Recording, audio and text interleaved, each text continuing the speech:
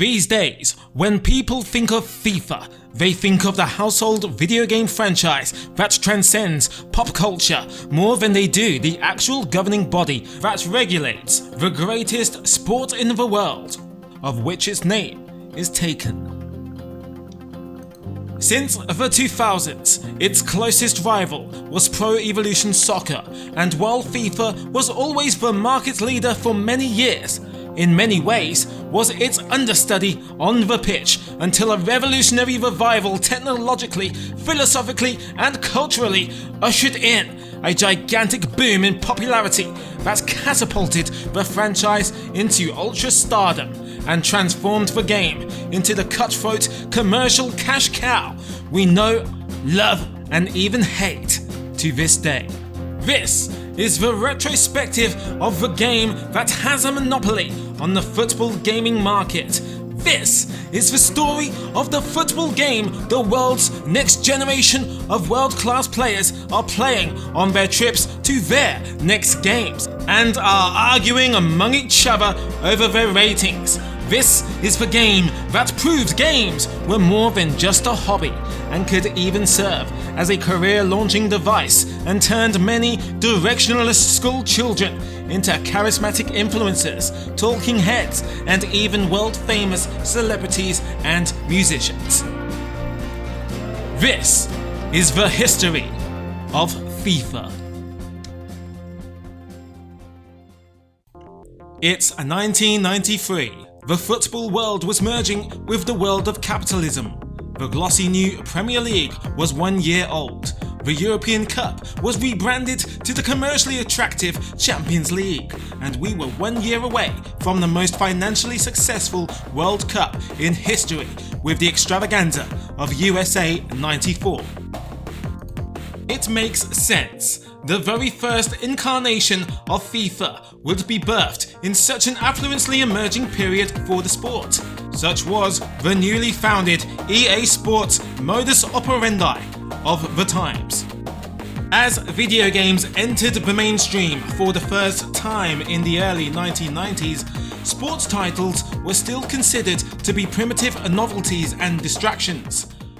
While the likes of Tekken World Cup, Sensible Soccer and European Club Soccer filled gaps in the market with their arcade interpretations of football, Electronic Arts had a vision for a more premium and authentic, immersive brand of sports games, filling the gap in the market for the more mature connoisseurs. Following the endorsement of Madden, NHL and PGA franchises, their explosive successes and attention to detail regarding presentation, tactics and philosophy, there was a newfound demand, and Electronic Arts had a roster of talented developers ready to supply. In December 1993, the very first FIFA football game was unleashed on the world. Despite coming out in the final month of that year, FIFA International Soccer went on to become the best-selling game of 1993 in the United Kingdom. Internationally, the game was a commercial success, and EA hit the jackpot, and the FIFA endorsement justified itself. Featuring a groundbreaking isometric viewing angle as opposed to the traditional top-down or side camera angles of its contemporaries, FIFA already established a signature identity on its first impression. Unlike its successors down the line, EA's debutante only featured international teams and no real player names, unless you counted several of the developers of whom added their own names into the game. The license for the forthcoming 1994 FIFA World Cup tournament was held by US Gold, and their game was due for a release in time for the tournament which was about to take place in the summer of 1994. EA decided they will need to bring forward their game ahead of the US Gold title and aimed for a Christmas 1993 release.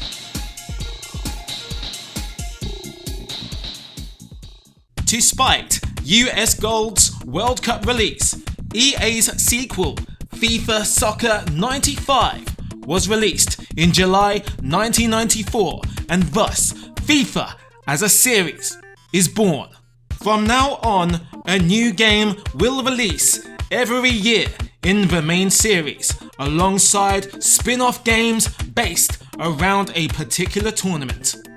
Club sides are included for the first time in the series, with clubs from 6 leagues across Europe: the Premier League in England, Ligue 1 in France, the Bundesliga in Germany, Serie A in Italy, the Eredivisie in the Netherlands, and La Liga in Spain. While hardly being innovative even for the standards of the time, FIFA 95 was the first in the series to implement a penalty shootout, its predecessor only settling for the improvised next goal wins stipulation after extra time. FIFA 95 will bear the distinction for being the only mainline annual edition to only be released exclusively on one console, the Sega Genesis, not counting spin-offs such as FIFA 64, management games, or the Xbox 360 exclusive Road to World Cup 06. The third FIFA would bear the honour of being the first next-generation edition of the newly successful franchise. Whilst not technically being the first 3D edition in the series, that achievement would be credited to the 3DO port of the first FIFA International Soccer in 1994. It was at least the now leading version of FIFA, and had to lead by example with innovations such as real player names and positions, commentary presented by John Watson, his first of many annual contributions, as well as transfer and team customization tools. The fourth edition of FIFA, FIFA 97, would launch first on PC in June of 1996, just in time for England's triumphant exit from their own Euros, and would later follow in the usual winter release slot later that year on consoles. FIFA 97 would further innovate in the franchise with the first true 3D player models, as opposed to its predecessor's 2.5D sprites.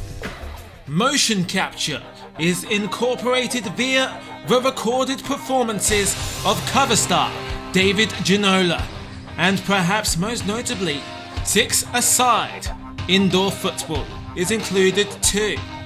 This is more than a mere reskin of an existing concept though.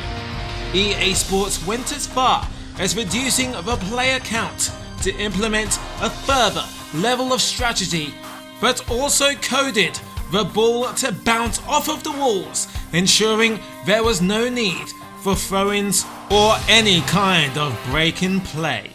In a backhanded act of revenge for missing out on the USA 94 license, EA passive-aggressively subheaded FIFA 98 as Road to the World Cup 98. Not only implying the grandeur of the upcoming World Cup tournament would be referenced in name only, but also the game's scope. First of all, the scale of the rosters is enhanced. All 172 registered FIFA nations are included. No subsequent edition of the FIFA series attempted to replicate FIFA 98's inclusion of every national team up until 2010 FIFA World Cup South Africa, which included all 199 FIFA nations that took part in qualifying. All 16 stadiums used in the upcoming World Cup are recreated accurately and adds the sense of immersion and authenticity we've come to love and expect from a tournament game.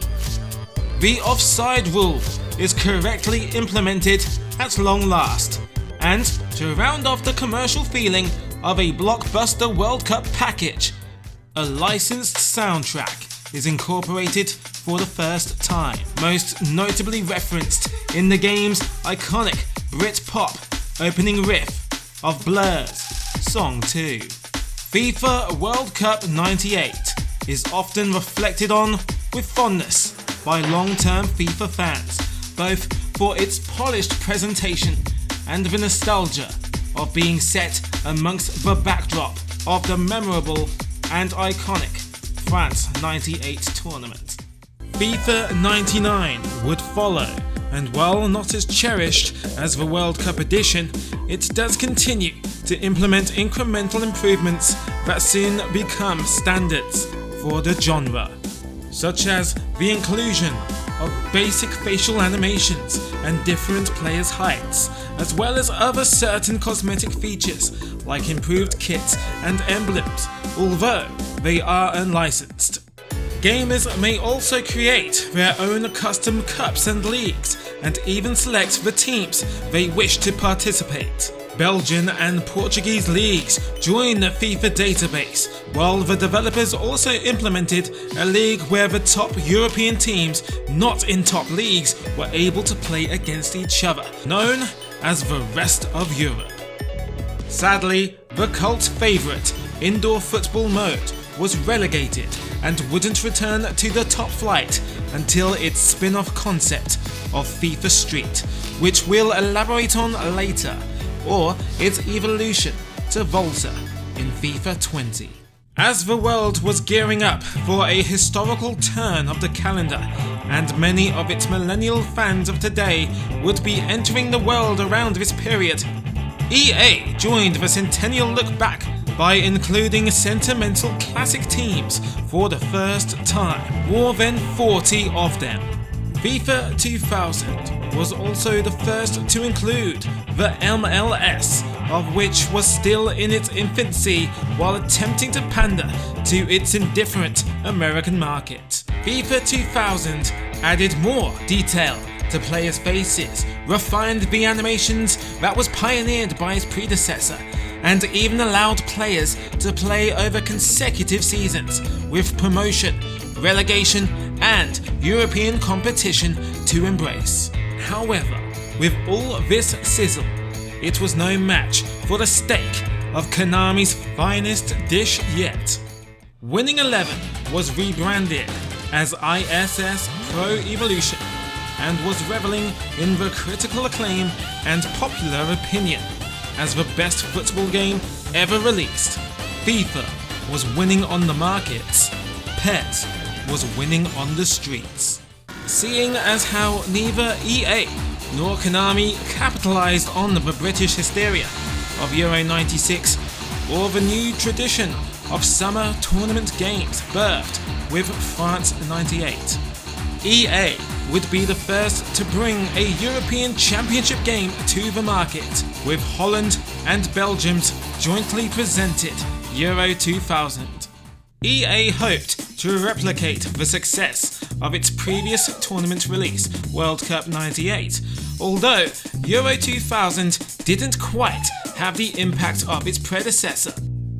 Despite a brilliant soundtrack from Paul Oakenfold, the summer showcase lacked the atmosphere laid down by France 98, and even recreating the tournament finals was impossible unless you endured the qualification stage beforehand. The Sony PlayStation became a household name in the late 1990s, and while Sony had the next big cultural phenomenon up its sleeve, EA had to perform a few tricks of their own to live up to the best-selling console's slick new philosophy. First, EA released the primitive next-gen prototype of FIFA Soccer World Championship exclusively in Japan on the PlayStation 2 in May of 2000. 6 months later, ahead of the better-known FIFA 2001, FIFA Soccer World Championship, or as we'll abbreviate, FIFA Soccer, served as more of a promotional vehicle of the upcoming FIFA World Cup taking place in South Korea and of course Japan in 2 years' time. More on that later. but also as an early slice of what potential a PlayStation 2 FIFA could provide. 6 months later, FIFA 2001 would drop, and much like the aforementioned World Soccer Championship, would be the first to boast unique likenesses of players, something we take for granted now, sure, but recognizable avatars of footballing superstars was somewhat groundbreaking in the year 2000. Club teams were finally officially licensed in the emblem department. And something else that seems an unimpressive standard now was also introduced for the first time too: a power bar for shooting. It seems appropriate this was expanded upon in FIFA 2002 as the power bar for user input was extended to passing additionally, something to give the player more agency over their on-field play. On the marketing front, FIFA 2002 would be the last game to feature a lone cover star in the form of Mr. Vavavoom, Thierry Henry, until the ink dried on Lionel Messi's signature on EA's exclusivity papers in 10 years' time. 4 years have passed since the critically acclaimed World Cup '98, and football fans were curious to see how well of a service EA were to provide in depicting what was essentially the modern World Cup, with its futuristic stadiums, enhanced production values, and theatrical presentation on the futuristic PlayStation 2 console. Unfortunately, most of the iconic pop rock anthems you've come to expect from your World Cup spin-offs are absent in the place of generic pomp and pump theme music. Only 2 modes exist: friendly and of course the World Cup tournament. World Cup 2002 elaborates on the contextual passing and crossing mechanics introduced in FIFA 2002 and boasts the usual festival grandeur of World Cup football, but it is arguably EA's weakest tournament entry they'll ever release. Later that year, FIFA 2003 would be the first to see a true audio-visual enhancement. First of all, 2003 featured unique crowd charts for 17 of Europe's best and most significant teams, as well as housing many clubs in their own licensed stadiums for the time too.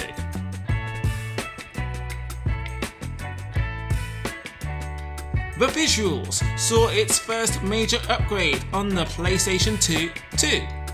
Players were vastly more recognizable, and a significant effort was made in the department of kit presentation, which allowed for better textures and a finer sense of detail.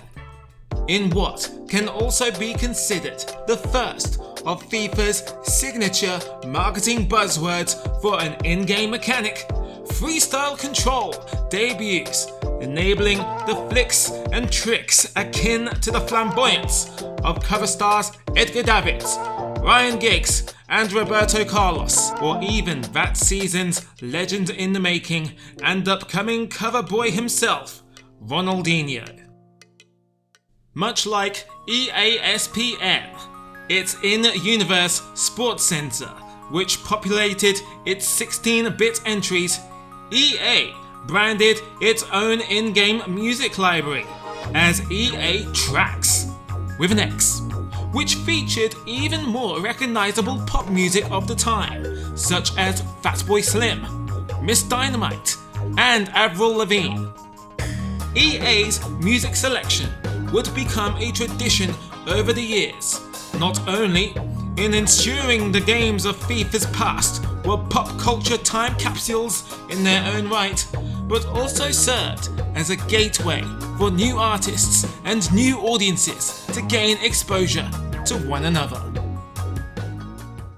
FIFA 2004's already large database was expanded to feature second divisions and even more Latin American teams for the first time. A major strength in its content head-to-head with its rival PES.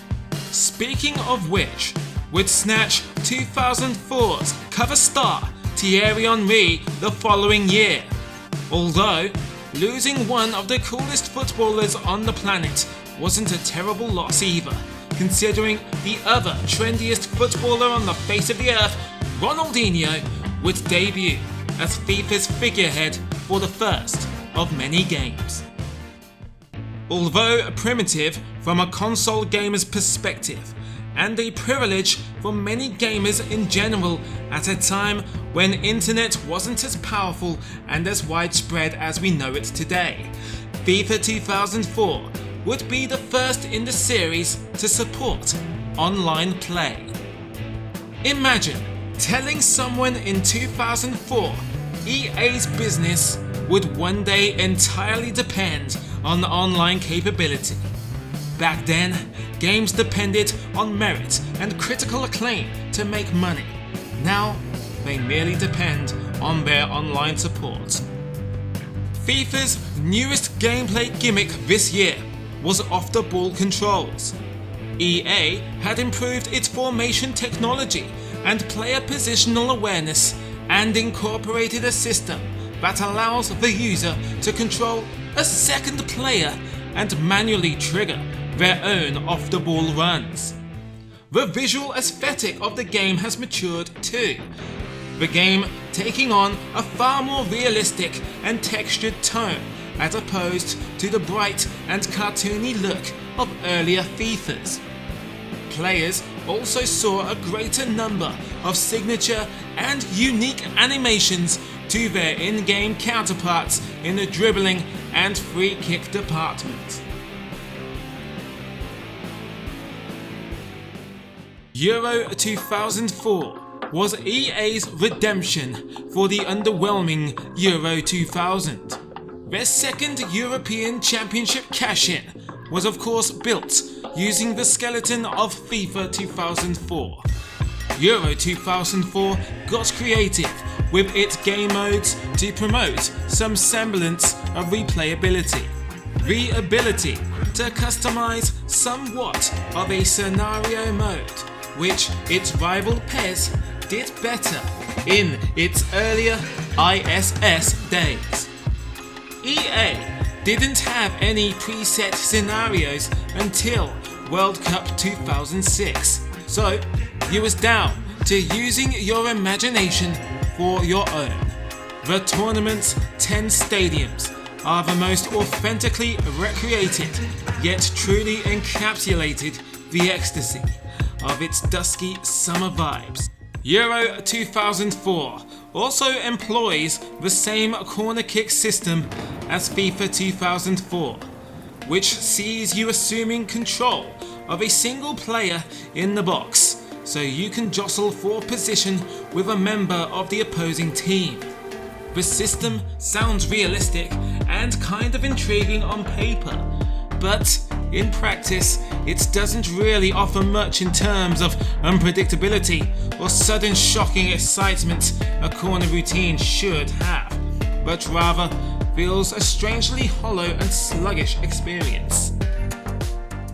By the time FIFA 2005 would launch, earlier than usual at that too, its competitor PES was gaining momentum as the connoisseur's choice and the essential football gamer's choice. The irony of FIFA's downturn in quality and reputation is felt in its symbolism of its cover stars. Arsenal's club captain, Patrick Vieira, stands in for his superstar teammate's defection to PES 4, while its pair of then heroic and enigmatic strikers, Fernando Morientes and Andrei Shevchenko, who carried Monaco and AC Milan to back-to-back Champions League finals respectively the 2 years prior, would of course go on to quickly decline and fail miserably in their time in England.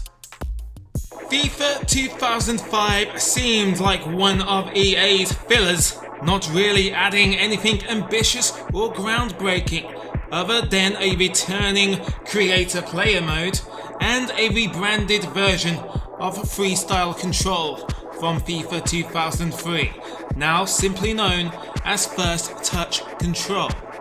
Perhaps FIFA 2005's mediocrity is understandable.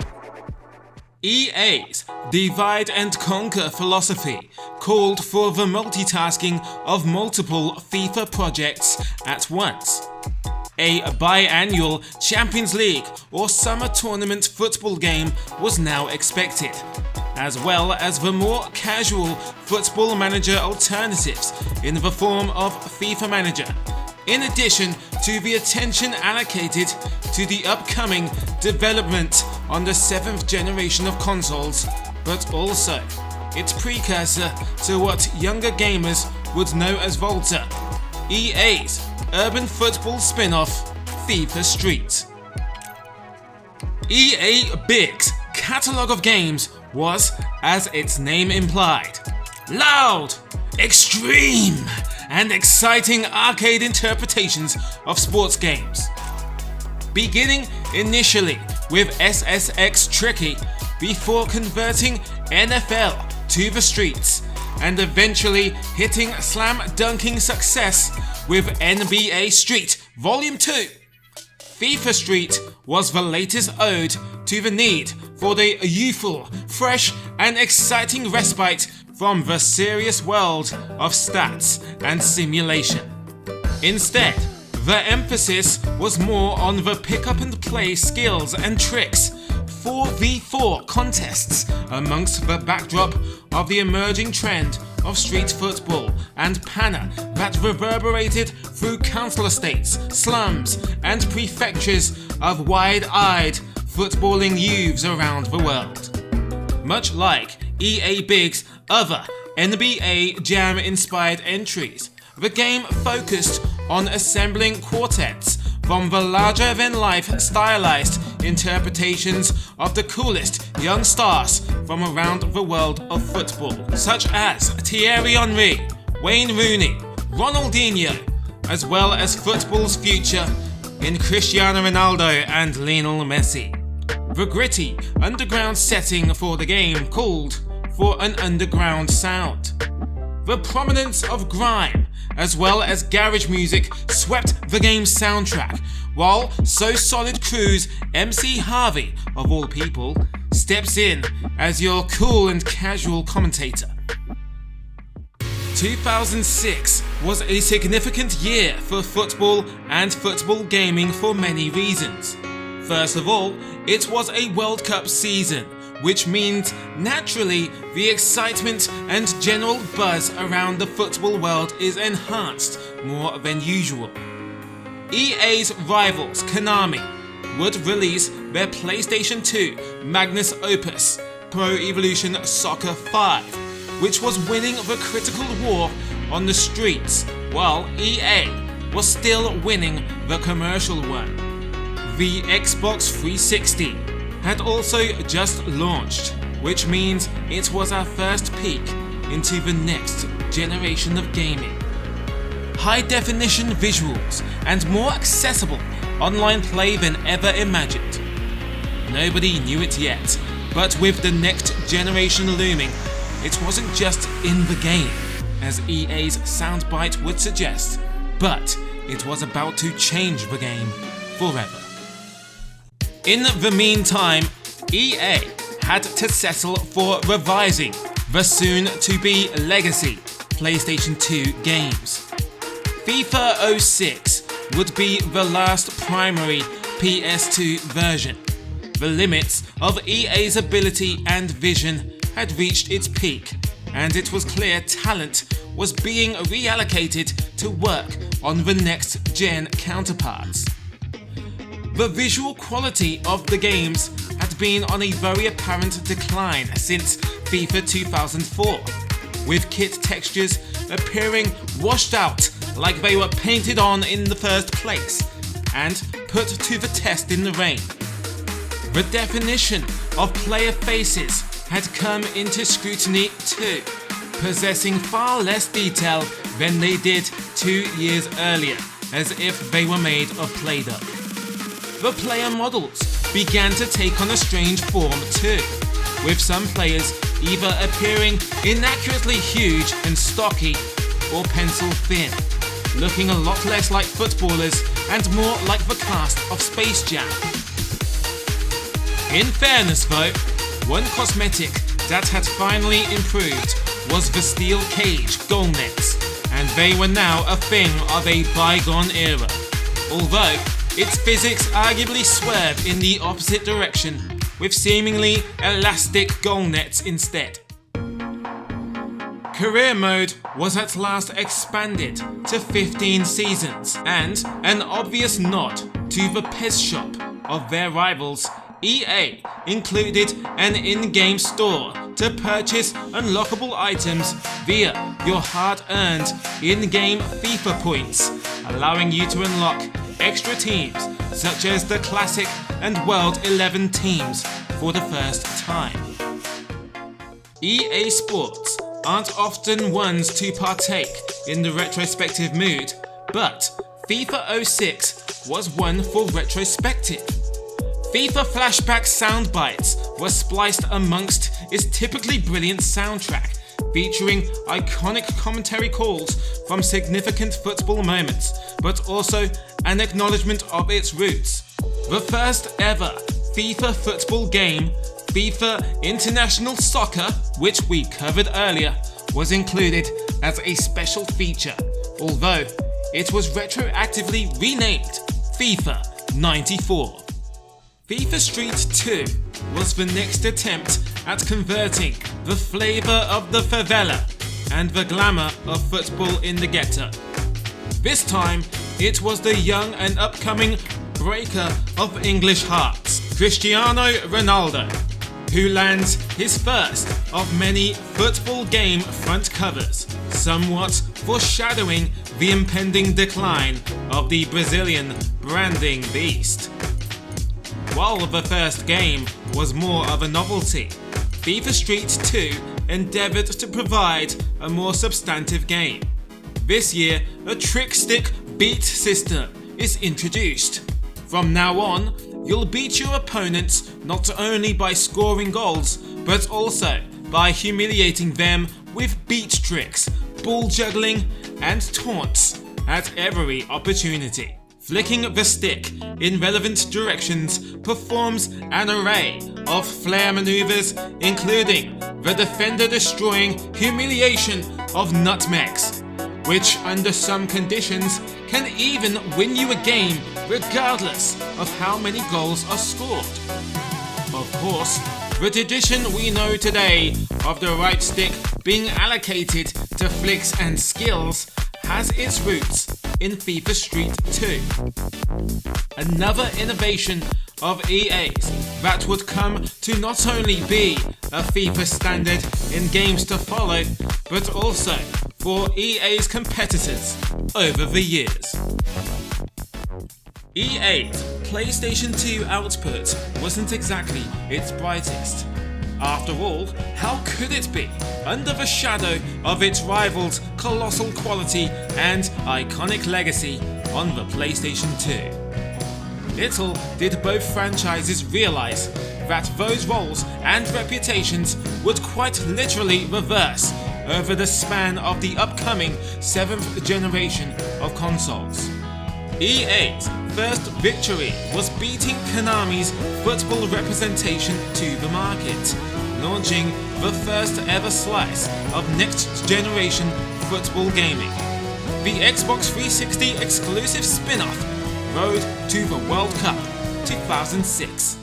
However, feature-wise, it barely resembled the cult classic of its famous 98 namesake in name only, as this game was as stripped back as one can expect from a prototype, offering only friendly World Cup qualifying modes and the very first version of the series staple, the beloved practice arena, as well as only 72 international teams, except Canada, strangely enough, considering it's the homeland of the game's developers. Road to World Cup's strength wouldn't be in its gameplay though. Rather, it was more in its cosmetics, a visual demonstration of the immersive places football gaming can go, and its graphical potential that can be unlocked with the extra resource and power. The accurately replicated detail on the kits, the physics on the shirts and shorts, and of course, hair, as cover star Ronaldinho's curls and Edgar David's dreadlocks bounce in rebellion against the player. 3D turf and crowds were a dream come true, as well as authentic managers appearing on the touchline for the first time, supplementing FIFA's already mighty authenticity. These touches would occasionally return in subsequent World Cup editions, but not in the mainline FIFA until 2017. Just like the innovative quick substitutions option, Road to World Cup 2006 served as a very enticing demonstration of the football gaming advancements to come over the coming years. The summer of 2006 was certain to be an unforgettable one amongst the backdrop of one of the most memorable, star-studded World Cups of all time. With the tournament returning to Germany for the first time since 1974, EA also returned to the roots of a more feature-packed World Cup experience of its own. This time, World Cup qualification and the subsequently formed groups of the tournament finals gives the player a true sense of that grueling and grinding journey to the showcase of the Immortals. Also, clearly inspired by rivals PES's earlier games in the PlayStation 1 generation, a scenario-type mode that thrusts players into the middle of an iconic game from World Cup history, with specific conditions of which they must overcome, such as overturning a losing scoreline with minimal time or even players remaining. Menus were adorned in cosmopolitan trivia, greatly improving our young geographical and cultural minds. World Cup 2006 would be the best value for money tournament game since France '98, and the best World Cup game of all time. That is, until we touch down in South Africa. More on that later.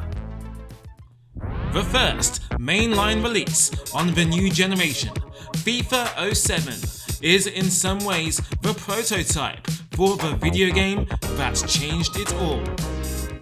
Releasing on the same day as its contemporary rival, Pro Evolution Soccer 6, of which failed to really innovate or deviate from the formula of its PlayStation 2 counterpart, FIFA 07 would be rebuilt from the ground up. While primitive and lacking polish, in hindsight was actually incredibly refreshing at the time, and felt like we were dipping our toes in futuristic football gaming waters. The ball physics are remade with the intention of making you feel like the ball could truly bounce and land anywhere or rebound off of anything on the field, rather than the linear and tethered feel of previous PlayStation 2 incarnations. The vision for a true simulation possibility in FIFA's future is demonstrated here too, with the introduction of full manual passing. While it's still clearly an experimental phase here in 07, the ambition and thought is clearly here, in laying the groundwork for simulation connoisseurs and true user-controlled influence on their passing and plays.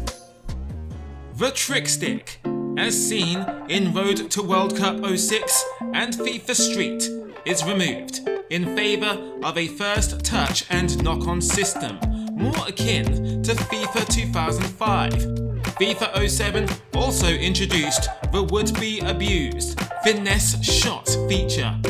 Holding the right bumper allows the player to place a shot with precision over power, at least in theory.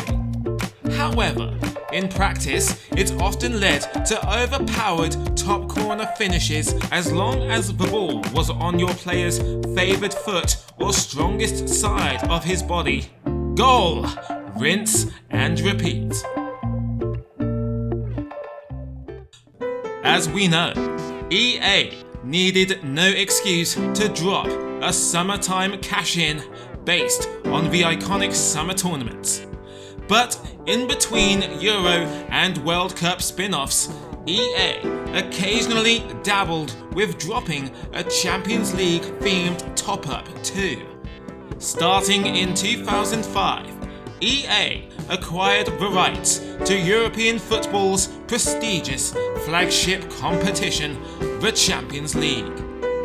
Using the FIFA 2005 engine, EA was able to demonstrate how it would present the major club competition complete with official branding and iconic theme music. Although it fell rather short in the presentation department due to the incoherent art direction of the PlayStation 2 FIFAs. With more resources, experience and the power of the new Xbox 360, EA sought to do the grandiose atmosphere of the tournament justice, as from the menus and its soundtracks to the on-field theatre, the game oozed the competition's signature theatrics and circumstance just as they did with the previous World Cup title. The only downer on the presentation front is the lack of the official final venue of Athens, but in its place, the ridiculously scaled fantasy stage from the iconic video packages is brought to life in its place. UEFA Champions League featured the most polished visuals yet too. A tremendous boost from FIFA 07 in terms of colours and lighting, as well as a refinement in gameplay and physics too. It could be argued this was the beginning of EA's trend of interim titles combining both quality of life changes from the current FIFA and a preview of the ambitious ideas to come in the upcoming sequel too. Not dissimilar to PES and its mid-season Winning 11 revisions, which gave us a glimpse of the best of both worlds, and the impending upcoming edition, EA were dominating the football gaming market in more ways than one. Not only with 4 games in 2 years on hot-cake new hardware, but also in terms of the business model in the years to come. The first seeds of microtransaction monopoly known as Ultimate Team, later abbreviated to FUT, saw its origins formed on this game here. Essentially, it allows you to create your own dream team by collecting packs of virtual cards. These feature everything from players and managers to kits and performance boosts, which you put together to form, well, your ultimate team. For every game you win using your makeshift starting 11, you receive points which can then be traded for additional packs of cards to grow your side. It's fair to say the collectible Panini sticker albums you used to have when you were a kid are an inspiration. But this time, you actually get to take them out onto the pitch and play with your favourite players, your dream squad, your ultimate team. Third time's a charm on the revamped FIFA engine, and with the new Sony PlayStation 3 finally on the market, next gen FIFA finally comes home. And the series comes full circle back to its innovative and influential roots in football gaming, just as it did when the genre was in its infancy and their rivals' games were only just emerging. FIFA was now the best football game on the market. Last year, FIFA featured an overhauled engine and brand new ball physics, leading to a greater sense of unpredictability. This year, the ball is now a separate entity, no longer tethered to the feet of your player or relying on canned animations for changes of direction and tackles. Instead, the advent of inverse kinetics, enabling a greater feeling of inertia when changing direction while controlling the ball, as well as a deeper appreciation for making every shot and pass count, allowing FIFA 08 to truly capture the deliberation and simulation feel of a football for the first time. While we're in the mood for immersion, EA debuted its Be a Pro mode, allowing us to play as one lone player and appreciating the limited time you do get on the ball and making it count for the greater good of the team. The mode is more than simply being confined to one player, as you'll have to watch your every move as it will influence your overall score for the game.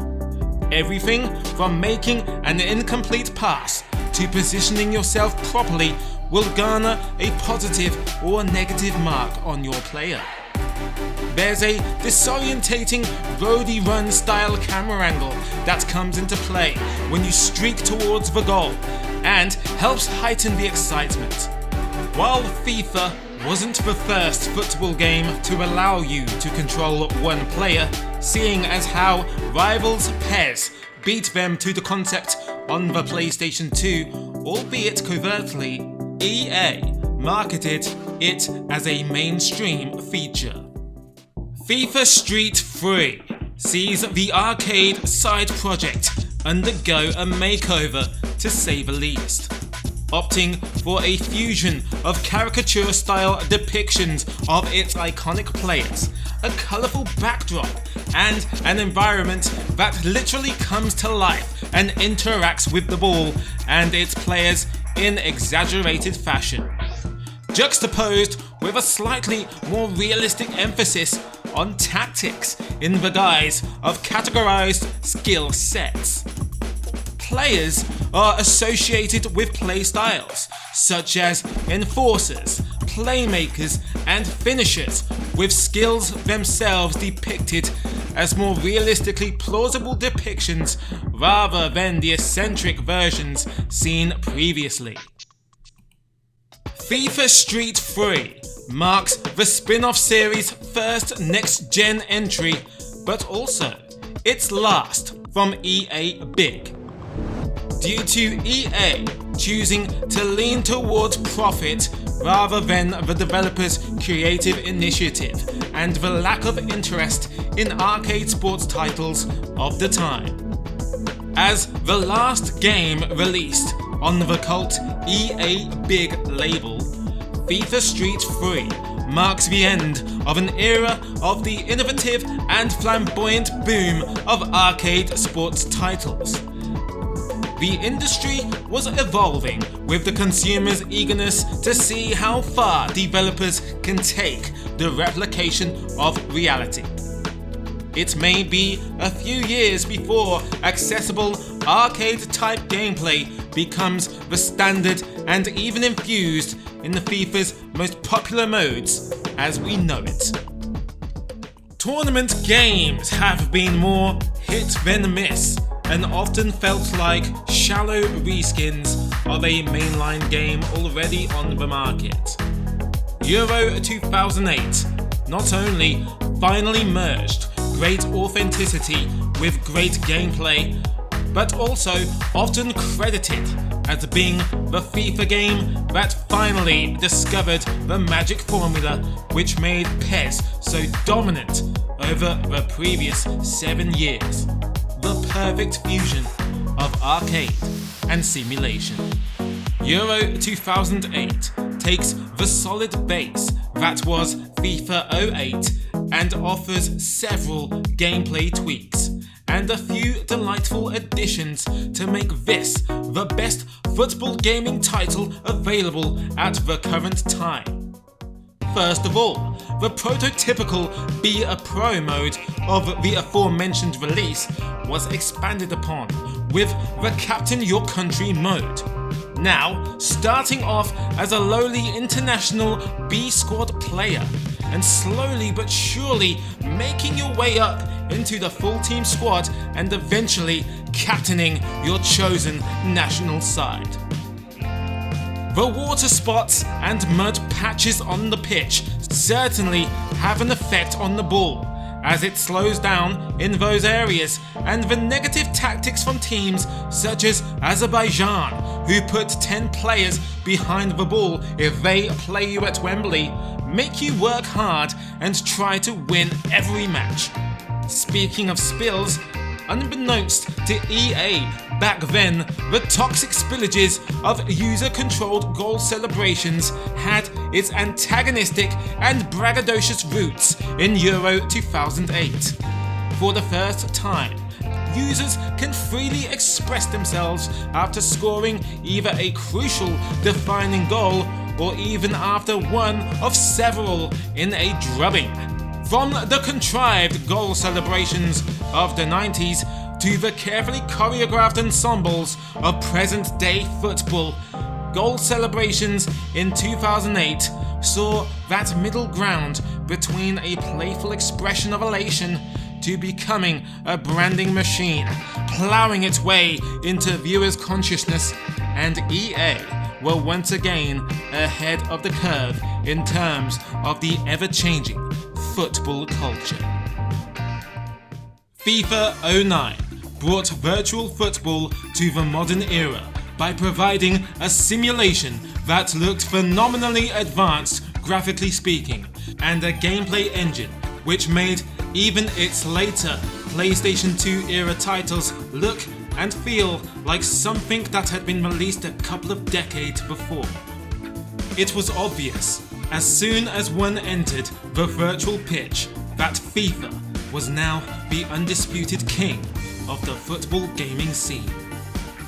EA upped the ante in the gameplay mode department with many new modes, such as the expanded Be a Pro mode in the form of seasons, where you control a single player through a 4-year career, either as an existing real-life player or a customized one of your own. Unlike last year, you are measured and rewarded in your efficiency to make successful passes, runs, tackles, and of course, scoring goals, and gaining extra experience by fulfilling special tasks such as a certain quota of passes or goals. While Be a Pro is enjoyable offline, it really comes into its own online, with the revolutionary mode where up to 20 players can join, and where the same reward system means you're encouraged to play as part of a team. FIFA 09 also incorporates the Adidas Live Season, where real-world stats reflecting the player's current form is downloaded to your console on a weekly basis, making FIFA 09 the first realization of football gamers' dreams of a game that live syncs the software and real-world football performances authentically. Like most things by now, it comes at a cost. Live Seasons actually preempts Ultimate Team, which was also introduced as a downloadable add-on. In regards to implementing microtransactions, as one league is free of charge as a courtesy, each subsequent season you want your real-world data for is a paid add-on.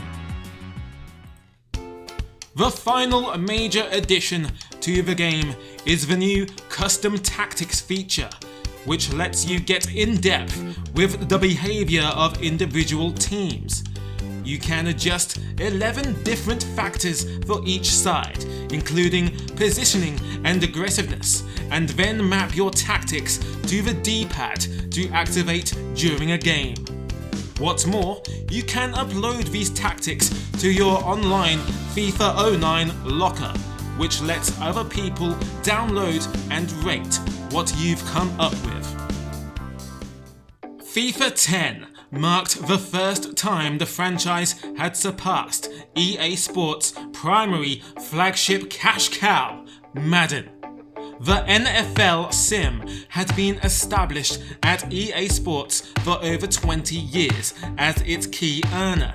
However, with it appealing to a predominantly North American market and soccer, football, being culturally relevant all around the globe, as well as FIFA expanding into new markets each year and constantly partnering with new leagues, it soon becomes apparent which IP becomes the priority over at EA Sports. By 2010, the conversation was turning towards a more modernized and extended degree of control. 360 of those degrees, in fact, and adds a never-before-seen fluidity in movement, which saw a significant technological shift away from the 16 directions of previous football games. For those who like that personal, creative touch, EA expanded on Be a Pro in FIFA 10 with the new Virtual Pro mode. Using the Game Face feature, you could now upload a picture of yourself to their website, download it via an in-game suite, and you can finally take an authentic version of yourself through 4 Be a Pro seasons. On the tactical front, FIFA 10 innovates by allowing you to create customizable set-piece routines from within the training ground, from which you could then map to your controller and execute your user-created plays. While it may seem overwhelming and involving, the feature truly rewards those who take the time and effort to draw up and execute their complex dead ball tactics on the pitch. We would usually remark how the ritual of the refined FIFA 10 continues, which is what most of these summer tournament games were, a hybrid of the previous and a prototype of the upcoming annual title. However, World Cup 2010 makes a notable exception, as being arguably the greatest World Cup game ever made in terms of its quality and its vision. Nowadays, in the land of quick and convenient digital downloadable content, you might be lucky to get a few new kits, stadiums, and a different colour scheme for a tournament mode. But World Cup 2010 might have been the last full World Cup game ever to have a full World Cup combined with excellent gameplay. What really puts the 2010 World Cup game on an unreachable pedestal is the insertion of its near-perfect gameplay and achieving the delicate balance in sports games between being equally fun and realistic and challenging. This is combined with its unforgettable soundtrack, the brilliant match atmosphere, and yes, the unmistakable sound of the Vuvuzela, of which defined the South African World Cup. You hated them then, but you miss them now. Following a whole decade of witnessing PES and its phenomenal simulations steal the show completely, EA's FIFA asserts itself as the most advanced football simulation around, with World Cup 2010 as its flagpole. While it had been apparent for the last couple of years which game was winning the evolution battle between FIFA and, well, Pro Evolution Soccer, and in spite of the latter's long overdue embrace of modern sensibilities of its own, it was still no match for FIFA's total domination on the football gaming market. By now, FIFA was a household name, and part of what made its rival PES so enjoyable was its ability to capture a player's individuality perfectly. There was a pronounced difference between the striking ethos of Henry and Van Nistelrooy. Elegant playmakers like Pirlo, plus his gliding passes along the turf compared to the dogged presence of Gattuso. Gerrard and Lampard, the hearts of their respective midfields, and so on. EA's goal was to recreate this in FIFA 11 by placing much more emphasis on individual players and how they operate within the team, thanks to the new Personality Plus feature. This is a system of attributes that affects players' skills, from how accurately they pass the ball to how quickly they can control it from the air. For example, a player like Wayne Rooney has an inherent ability to score from short range, whereas Steven Gerrard is a much better long-distance shooter. The system works well, and you can feel the difference between players as you control them with your thumbs. FIFA 11 also introduces the offline gamer's immersion exodus for the first time, known as Career Mode, replacing the now stale Manager Mode. You can start out a 15-year career as either player, manager, or both.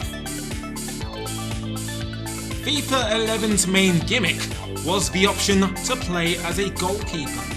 The camera shifts to a behind-the-player perspective, and you control movement with the left stick while diving with the right, with the aim of maintaining a good position and diving at the right moment.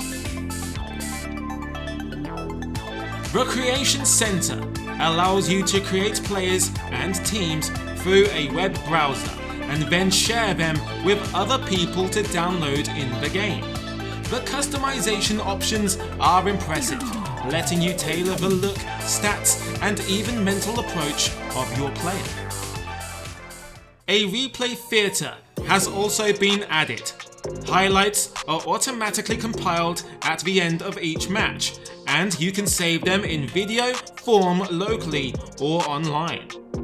The music and chants feature are also a good addition, allowing you to import songs and audio clips into the game, with an impressive level of customization. It felt like FIFA was not only coming for PES's gameplay territory, but also to conquer its lands of editing possibilities too. Series producer David Rutter would describe FIFA 12 as a revolutionary year in the franchise. The most significant revolution comes in the form of FIFA's Impact Engine, meaning real-time player collision instead of canned animations, creating some very satisfying clashes as well as limbs realistically tying up among players, causing innocuous trips and falls. The resulting animation is rarely the same twice, taking the game to all new levels of realism and creating authentic looking collisions, although for its debut it's not perfect though. And there are times when you see some comical ragdoll-like physics animations as players flop and even fly across the pitch. The second revolution is the tactical defending system. Previously, defending consisted of the often abused hold X or A to press and automatically dispossess an attacker with little effort or judgment. It meant defenders often resembled homing missiles who would rubber band to attackers, creating an imbalance in skill or strategy. Tactical defending places emphasis on giving more responsibility and control to the user to jostle and judge distance while pressing and timing your tackle crucially, creating a greater sense of risk and reward, and restoring defending to be appreciated as just as much of an art form as attacking and scoring. Similar tweaks are applied to dribbling, with the inclusion of precision dribbling, enabling closer control, and on behalf of the AI, pro player intelligence, enabling the COM to react in real time to the circumstances on the pitch rather than pre-programmed routines. The genesis of online divisions debuts here too, in the guise of head-to-head seasons. An online league split into different divisions. You start in Division 10, and at the end of each 10-game season, your results determine whether you get promoted or, at the very least, avoid relegation to a lower division. EA fully embrace the digital distribution model of its expansions too. For the first time, they abolish the physical full-priced summer tournament spin-offs in favour of the convenient and more reasonably priced DLC add-on for Euro 2012. No doubt economically more sensible given the contemporary appeal of the product and relevance of the tournament would only last a month. However, it meant it would bring no curious gameplay improvements, and precursors to the upcoming game we've come to expect are no longer present, being that Euro 2012 would have no option but to run off the now familiar FIFA 12 engine. The early 2010s saw a myriad of franchise reboots on the 8th generation of consoles: Tomb Raider, Doom, Deus Ex, and Mortal Kombat. EA even got in with the trend via Need for Speed. However, 5 years after the death of the FIFA Street franchise, it was time to add another rebirth to the list. Fittingly, EA chose to represent the self-titled FIFA Street rebrand with the new king of flair football himself, Lionel Messi, appearing on his first FIFA cover since adorning the most recent box arts of rivals PES. The hyper-stylized caricatures of FIFA Street 3 are gone, and in comes a more realistic visual style in keeping with FIFA 12. Not just on the graphical front either, incorporating much of the mainline franchise's technology and engine, maintaining a familiar and cohesive FIFA feel. The theme of FIFA Street remains the same as always, of course: small-sided pitches in small-sized urban venues, with double the number of skill moves offered in its big brother FIFA 12 too. For the first time, FIFA Street added variety to its venues. No longer is it the same sized court with different decor. Not only do we have your usual side streets and local courts, this time we have indoor futsal gymnasiums with goal nets that scale in size too. Club teams are also introduced too for the first time in the franchise, making the most of that impressive FIFA database. FIFA Street Reboot was one and done though. While it embraced a more welcomed, sophisticated ideal than its predecessors, its spirit was the fun, fancy, casual fulfillment that its serious overstudy couldn't provide. At least not until the next generation, where serious overtones of football were to be painted over with the loud and arcade approach to Ultimate Team, and the street football gimmick would be resuscitated once again in its own exclusive game mode in 8 years' time.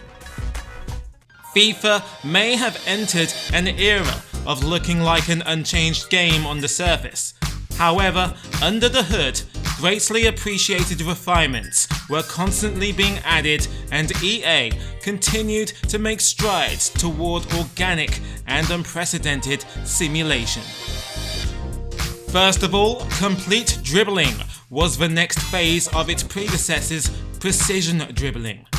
borrowing heavily off of the work done on FIFA Street, making this the first time in FIFA fluid and attractive flair dribbling is truly possible, with a greater emphasis on satisfying maneuverability. Getting a first touch on the ball also added an air of realism, thanks to a new system that attempts to stop the uncannily skillful control that players had when receiving the ball. Now, factors such as the height of the pass, its speed, and the statistics of players themselves are considered when players receive the ball. Without the guarantee of player control, you're forced to rethink passes and strategies to keep possession. FIFA's Ultimate Team has seen numerous tweaks that make it more compelling than ever before. In addition to the usual trading and swapping of cards, there are new seasons to compete in and devilish manager tasks to complete, all of which unlock new items for your team, as well as give you access to bigger and better players. In ode to its future rebranding, EA Sports Football Club is a concept which keeps track of any experience points earned and ties them to your EA Sports account, and a real-world team of your choosing. This year's addition to Football Club comes in the form of a shop, where you can use money earned from playing the game to purchase vanity items like boots, kits, and goal celebrations, and any points or currency accrues begins to carry over to subsequent releases.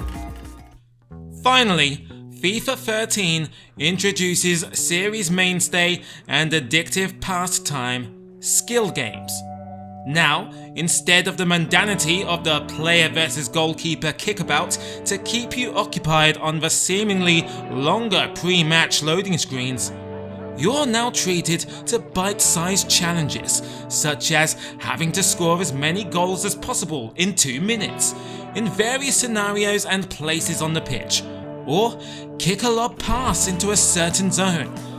Not only are these quick challenges fun for series veterans to test their experience, but they serve as incredibly intuitive methods of teaching newcomers to FIFA and the sport of football the fundamentals of the game, much in the same way PES's Owner Challenge training endeavoured to do so.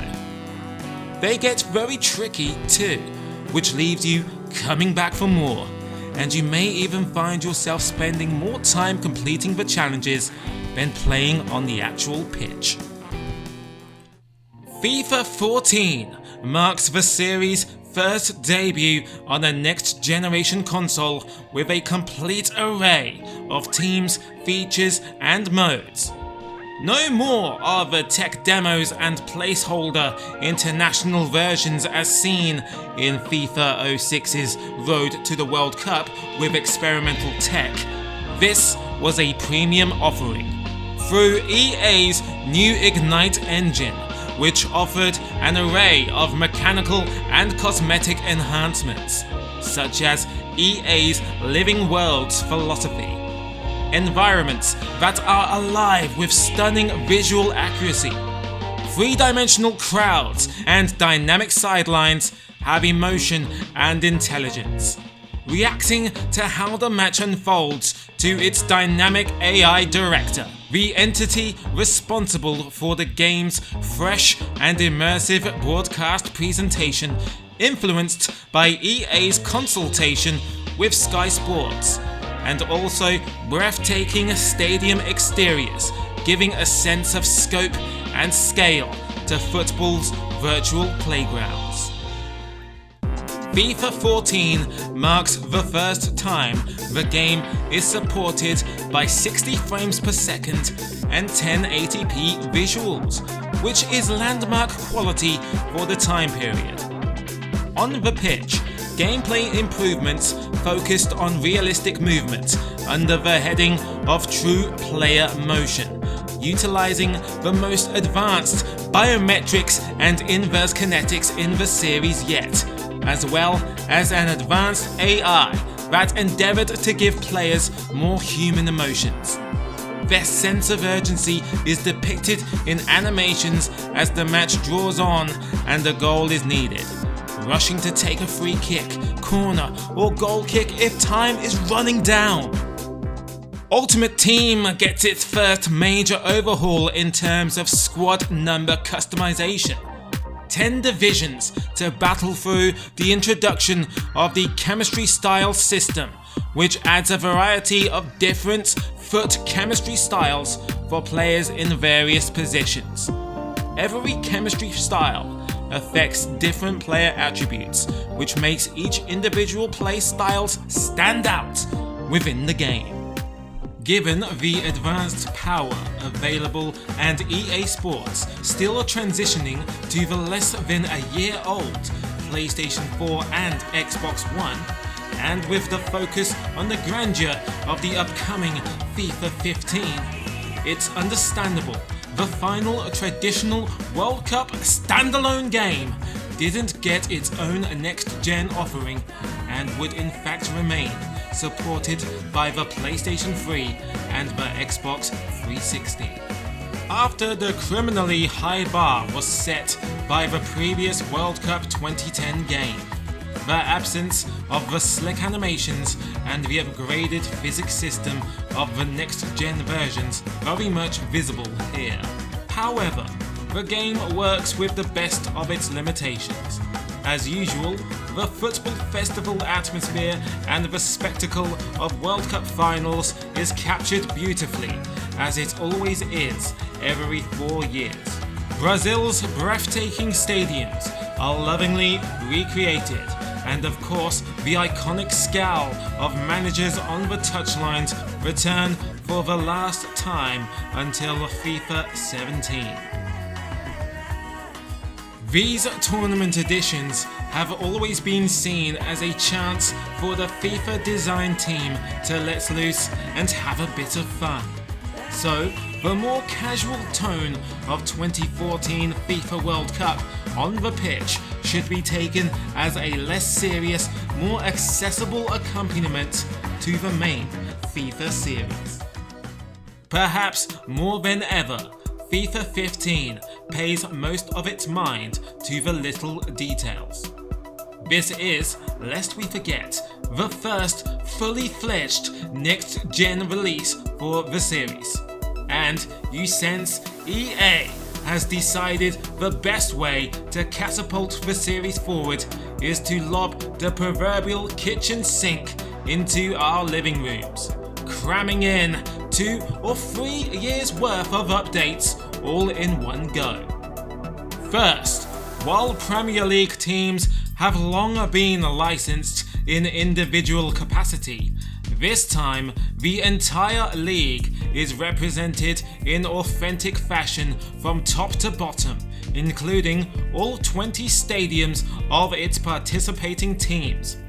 Hundreds of its players' faces were scanned, and rescanned match day presentation now focuses on regional differences in the stadium and match atmosphere, as well as its true-to-life scoreboards, pop-ups and advertising boards.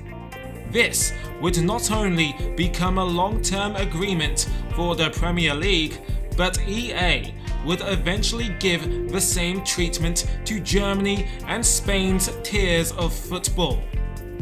Additionally, this was the first FIFA to utilize its newfound new-gen processing power, truly ramping up its realistic presentation.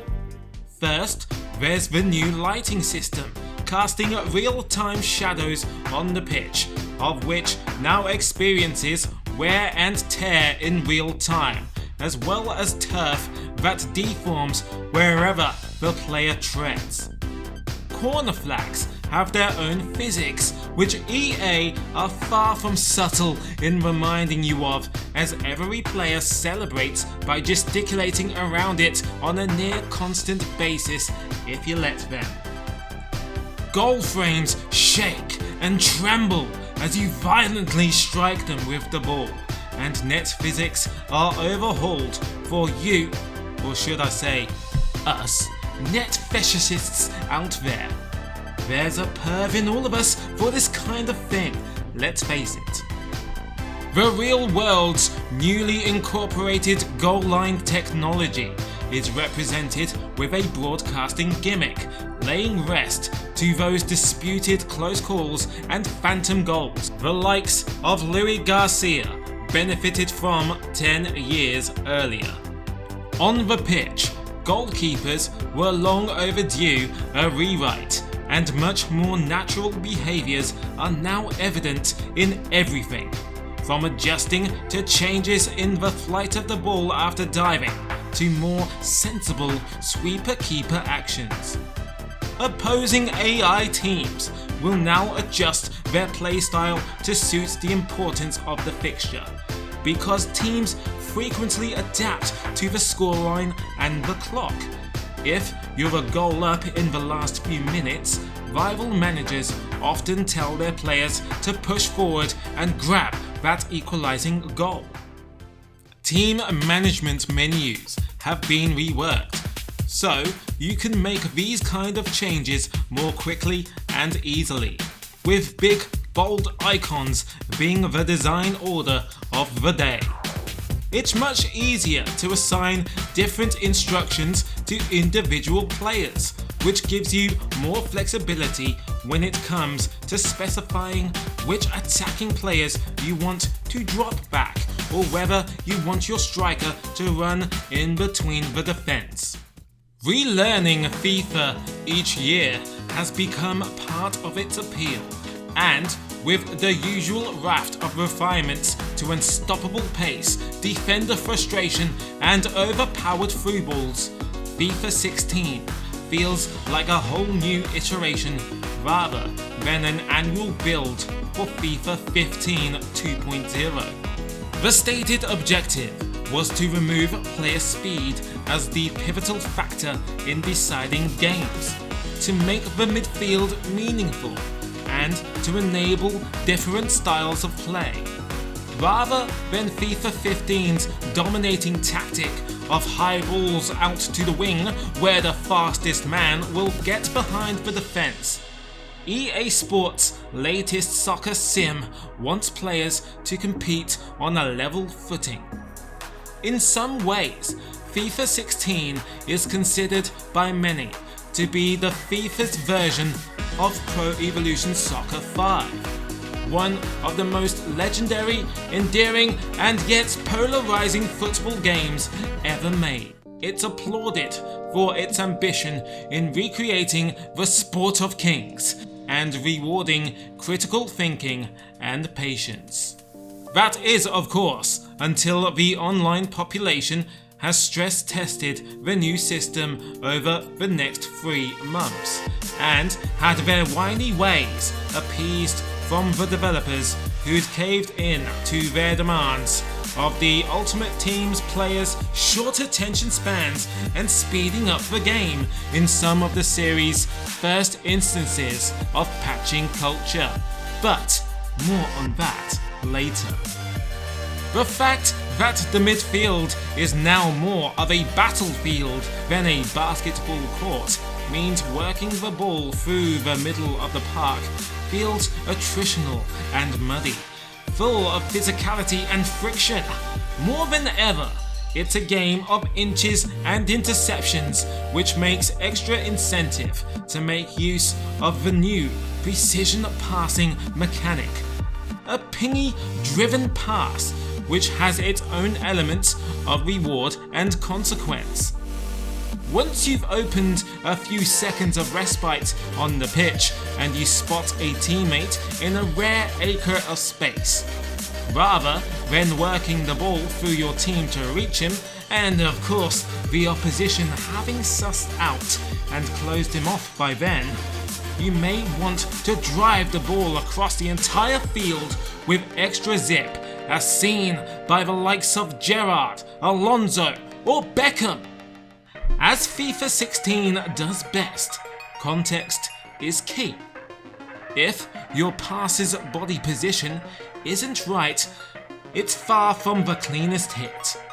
If the receiver is too close or doesn't have the greatest first touch attributes, the ball will spring off his feet in any kind of embarrassing direction. Messi's influence on the game extends beyond being the cover star. His signature no-touch dribbling style is replicated in-game and adds another layer to the game's skill system, enabling players to duck and feint over the ball looking to send defenders the wrong way. Draft mode marks a significant addition to Ultimate Team, aside from the main metric of buying packs, building teams, and playing them against opposition online. It's like a paid entry one-off Ultimate Team tournament, in which players build a temporary team position by position, opening a pack for every slot and deciding which player inside best fits the side under construction.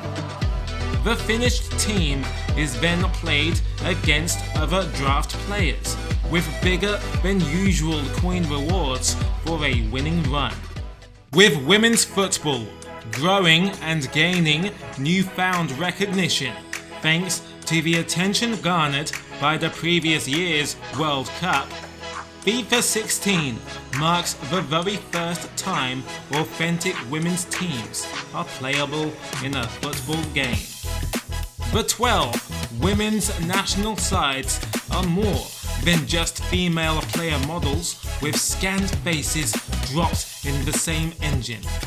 EA went as far as motion capturing authentic animations for the ladies. The gameplay reflects the slower but less predictable tempo to the play too, as well as goals coming a little easier to score too, reflecting the less intense defensive element of the women's game, as well as smaller goalkeepers too. In some ways, the women's fixtures are more enjoyable and exciting to play than the men's game, if not just for the different experience entirely. The early to mid 2010s saw football games taking advantage of the newer technology and embracing the simulative aspects of the sport before the cutthroat industry-wide emphasis placed on microtransactions propped up by fast-paced, addictive gameplay. With this context, FIFA 16 not only stands out as EA's magnus opus, their masterpiece, but also arguably the last pure simulation in the series before the foot culture of aggressive marketing, YouTube influencing, and pack opening overreactors and under-the-table wankers changed the entire philosophy of football gaming.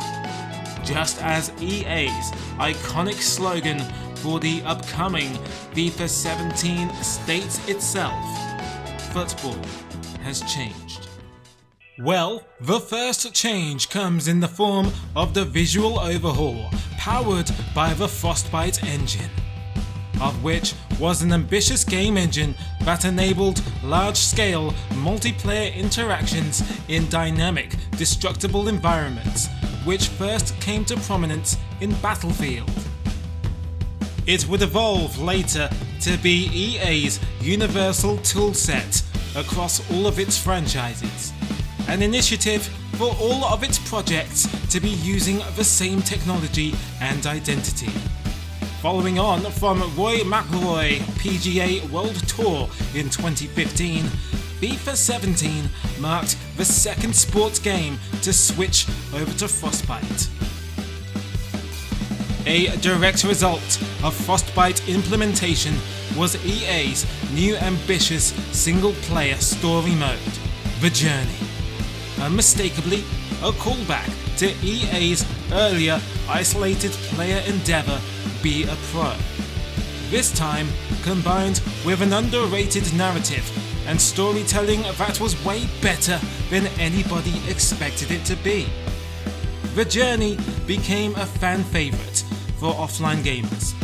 As for the mode itself, we play as the vulnerable and determined footballing dreamer Alex Hunter, following his, journey from scouted in the local park to academy to the opportunity to choose which Premier League side Hunter joins.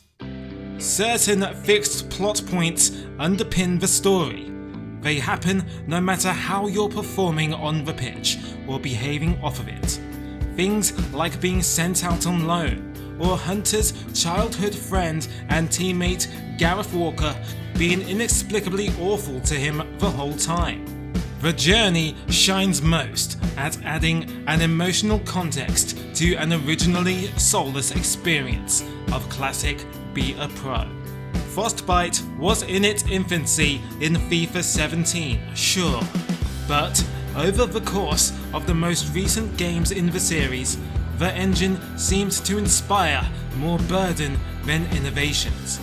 Seemingly, the major issue with Frostbite is that it was an engine built for a specific purpose: first-person shooting and multiplayer. Not real-time sports games, and with the demands of the engine being allocated to the wealth of cinematics and the expansion of the journey in later releases, with the idea being such modes sell the value of Frostbite. It means they become huge resource sinks for EA, affecting the development structure in later iterations, which sees a loss of resources used in aspects such as making actual gameplay functional. BioWare developers have claimed that Frostbite doesn't have a dedicated animation system or the capabilities to do anything outside a first-person shooter game. In other words, challenges arise in the rendering, camera, animations and physics, since these work differently from a first-person shooter. Therefore, the developers have to rebuild the engine to suit the game's needs. Something to bear in mind, specifically in the animations later.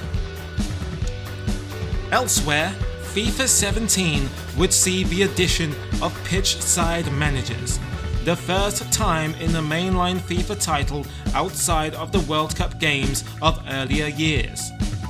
Some of the first wounds of the late 2010s licensing war of attrition are felt in FIFA 17. While the game would gain the J-League license for the first time, they would lose the iconic Nou Camp for the first time too. One of Rivals PES's first major coups in the annual exclusive partnership pissing contest. Minor on-field additions now saw throw-ins can be dummied, much like a faked shot, giving players a way to move around defenders to get a better chance of keeping possession. Free kicks and penalties have been freed up, so you can choose your angle of approach and charge your cross or shot much more like you would in regular play. Real-world business edicts are introduced in career mode now. Your objectives in managing a club are now more specifically tailored to the club in question, and are divided into domestic and continental success, brand, value, finance, and youth. Pick Tottenham for example, and your club overlords will be less worried about European success than winning at home. Choose Manchester United, and you'll not only have high expectations in terms of winning trophies, but also a global brand to sustain. It's a relatively simple way of removing the mode's previous one-size-fits-all feel while giving a sense of individuality to every playthrough. There's now a reason other than boredom to switch clubs or start a new career altogether. Ultimate Team's biggest addition is its squad building challenges. Players construct sides with certain conditions, using only players of two different nationalities or with a minimum chemistry level, and then submit them for rewards. FIFA 18 had the duty of decorating the house built on the foundations of FIFA 17's new Frostbite engine. While EA's transitions into new engines have still been smoother than their contemporary rival efforts at adapting to modern technology, you could say FIFA's gameplay had been frostbitten and needed more time to recuperate. Smoother ride over 17, which seemingly lacked the fluidity and elasticity of the previous games. FIFA 18 isn't just a sequel to Frostbite's debut, but also featured Volume 2 of The Journey, a continuation known as Hunter Returns. If one completed the original story, they would begin FIFA 18 at the same club, with traits and honours such as a Premier League title or an FA Cup win being carried over.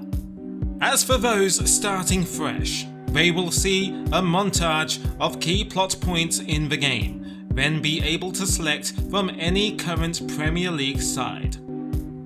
Initially, we witness Alex Hunter's humble beginnings, from being scouted at the local park to the navigation of paying your dues at the academy of a Premier League club. This time now customizable with new hairstyles and clothes.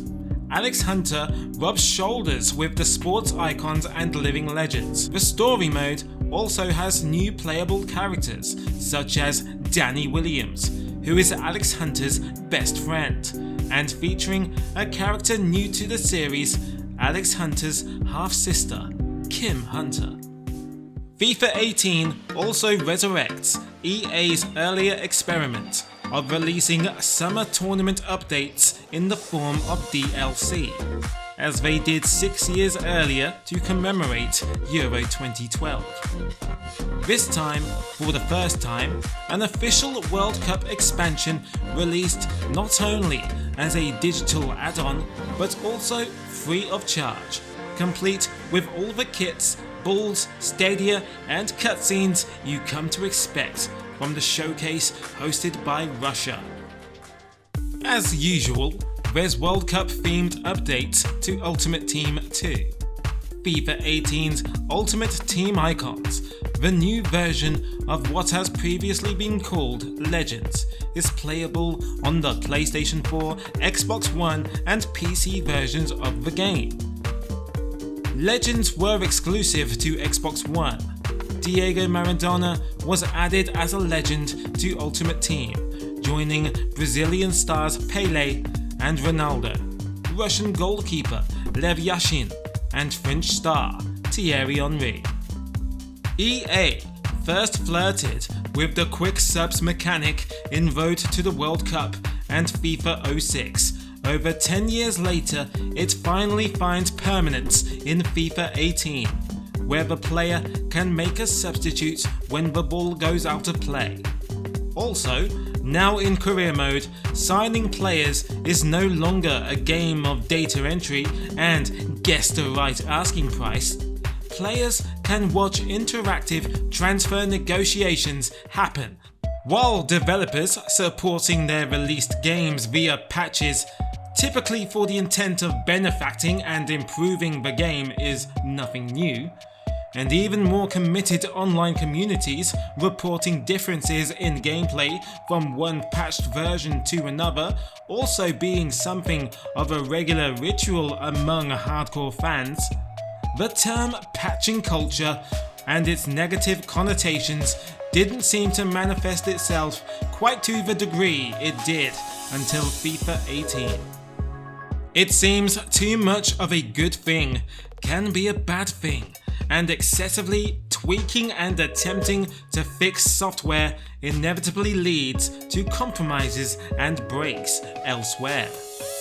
Due to fans' frustrations with the various bugs and glitches, coupled with an imbalance brought upon by seemingly rewarding players who would spend more money than others to strengthen their squads with arbitrarily boosted star players against those who don't, and due to aggressive marketing of its microtransactions, players had enough, and a major boycott was called to coincide with another questionable cultural capitalist purge, Black Friday.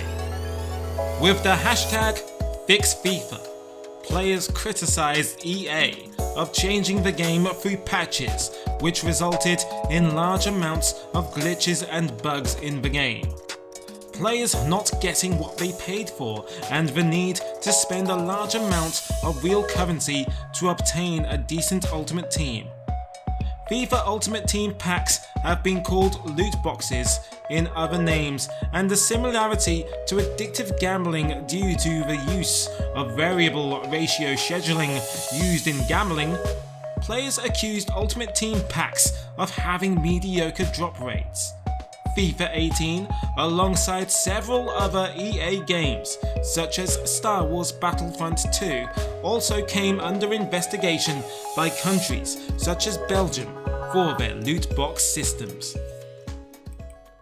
Cristiano Ronaldo returned as the prestigious cover star of FIFA 19, although little would anyone know it would be the last time the most iconic player of the last 10 years would feature on the cover of any football game.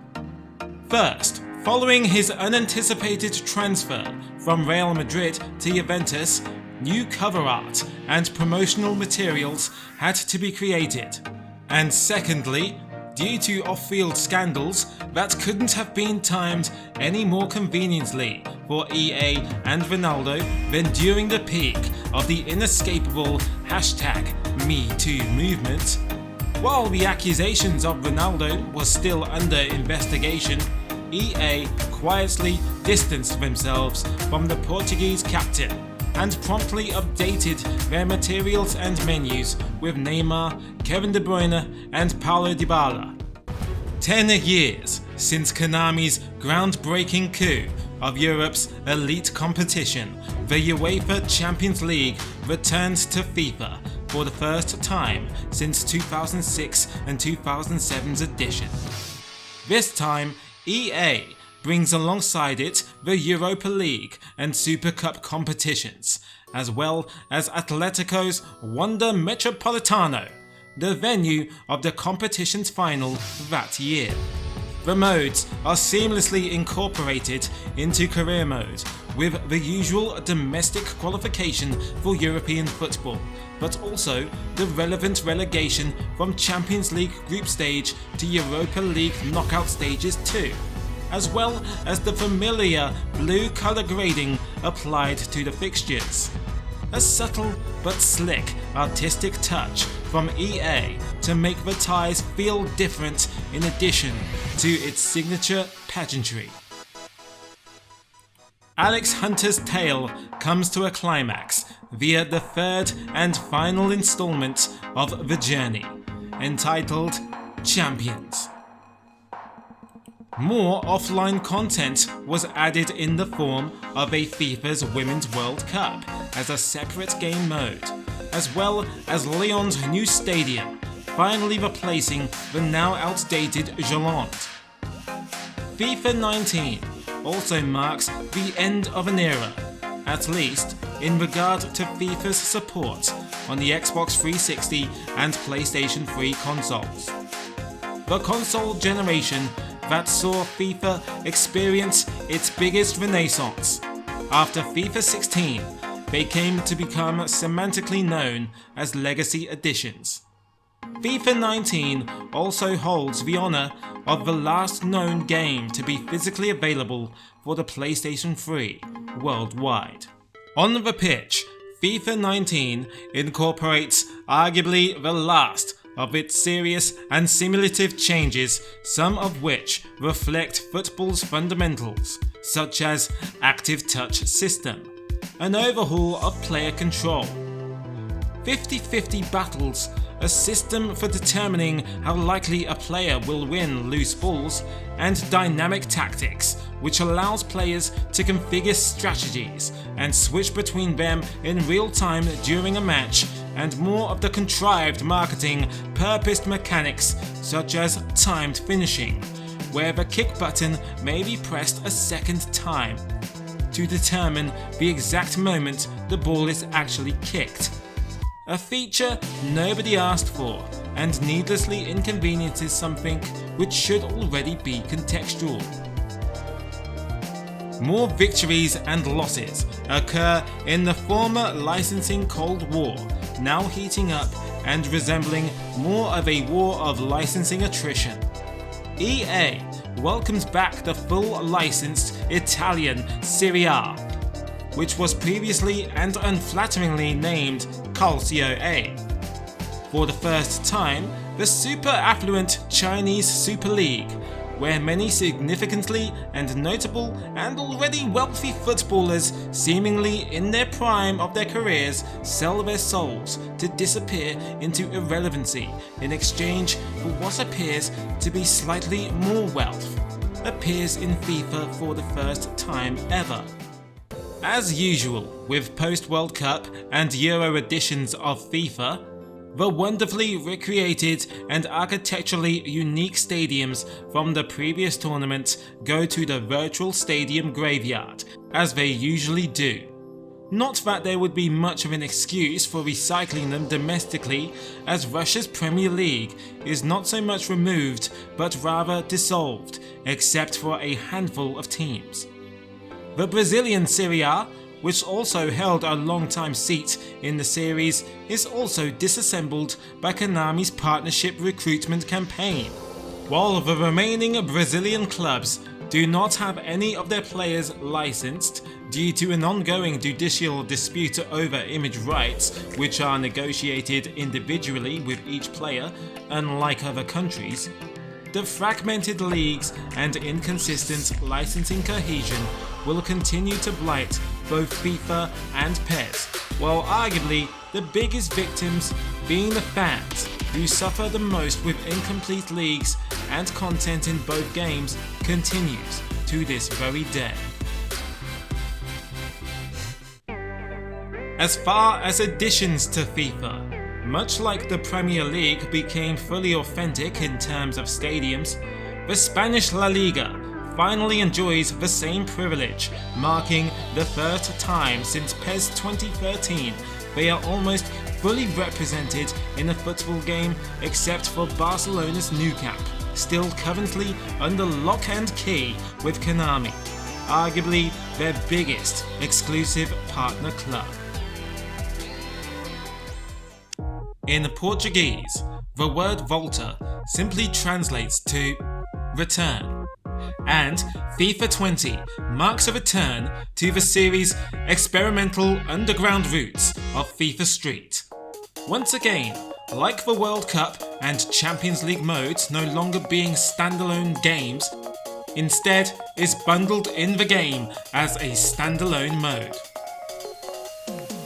It includes several options to play in, such as 3 vs 3, 4 vs 4 and 5 vs 5 matches, as well as with professional futsal rules.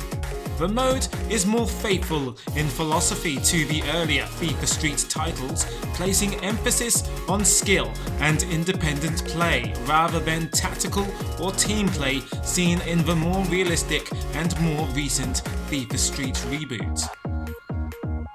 The mode also features its own single-player story mode, in a similar vein to Alex Hunter's Journey, this time allowing the player the benefit of a unique custom avatar, which even technically marks the first time women are playable in a FIFA Street mode. Career Mode finally saw some long-awaited major updates, mainly to the Manager mode.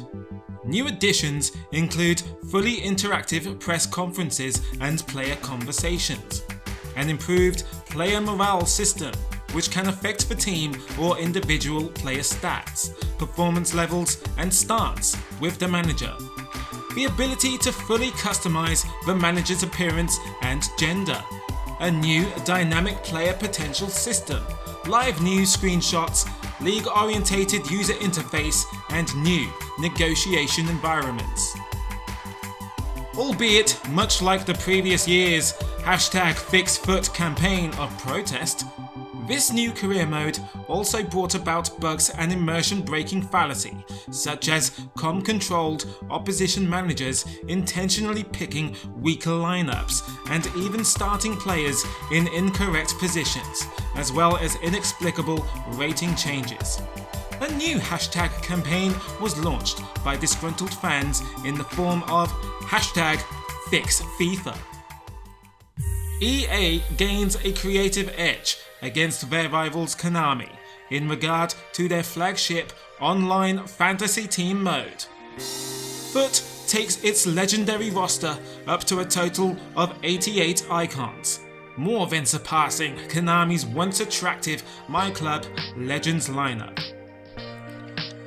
FUT also incorporates special attraction match types, placing refreshing emphasis on fun and specific challenges. 2 new game modes, King of the Hill and Mystery Ball, are also incorporated in Ultimate Team, following their previous inclusion in Kickoff mode. Mystery Ball gives the attacking side boosts to passing, shooting, dribbling, speed, or all attributes, adding unpredictability to every match.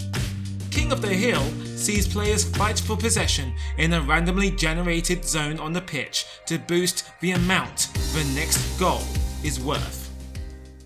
Speaking of worth, in a move to tempt away one of the biggest clubs and delivering arguably the biggest blow in the licensing war between the two so far, Juventus became an exclusive partner club with eFootball. Pro Evolution Soccer 2020, which meant ammunition for memery was loaded into the chambers of every fan's many cannons. Juventus was replaced with Piemonte Calcio, which means no name, no kit, no stadium.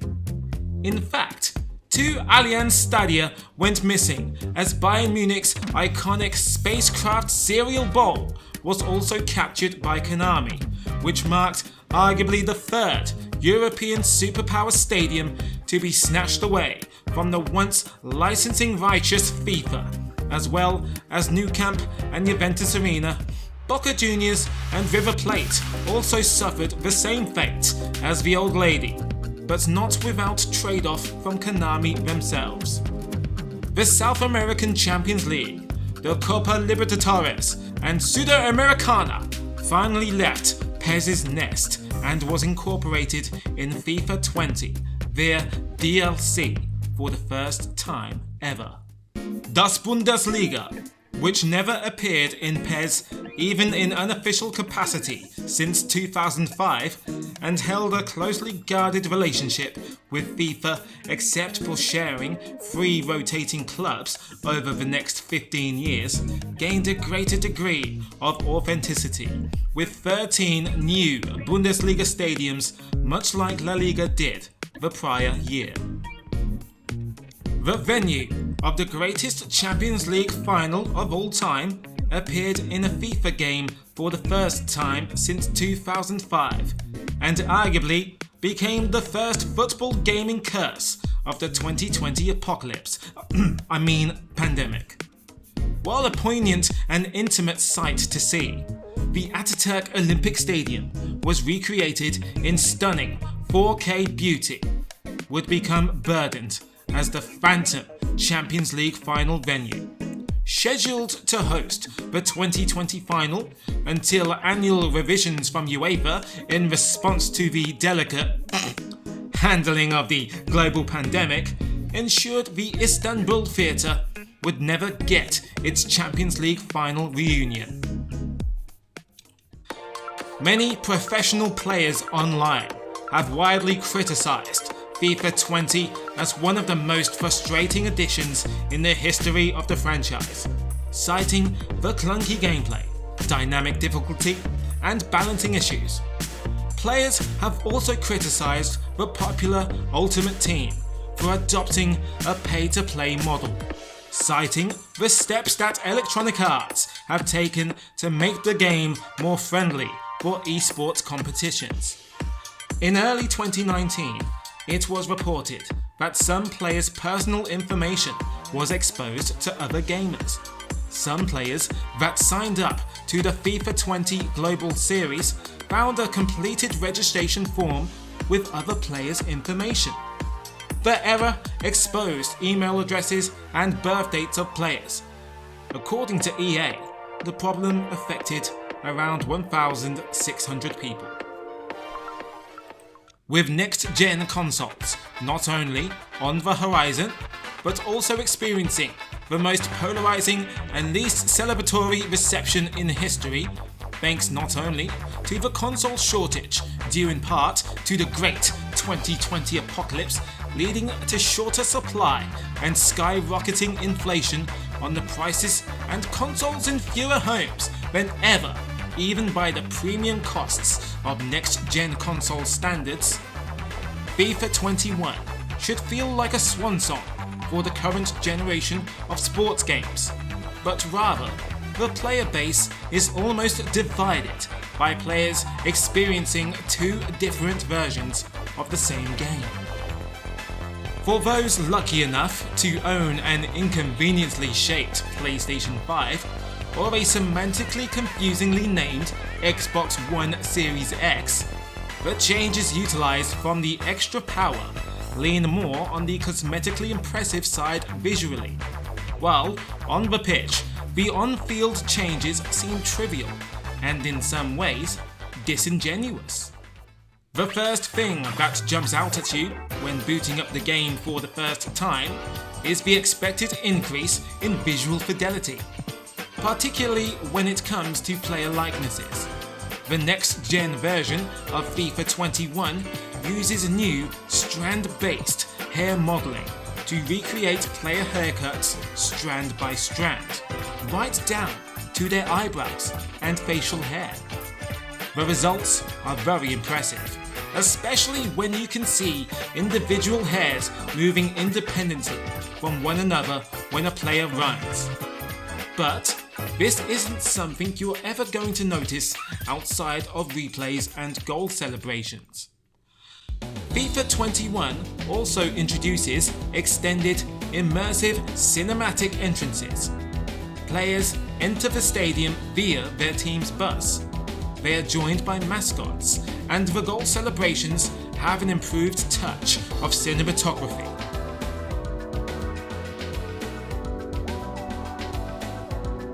Thanks to the ever-awakening senses of gamers and their voices growing louder than they did 10 years earlier when social media and sharing experiences and observations was still in its infancy, with the next generation of FIFA, a new generation of gameplay philosophy is introduced, and of course, a new turnover of demographic between a generation of players who appreciate simulation, realism, and rewarding gameplay, versus a generation of players who want instant, accessible, addictive fun and action.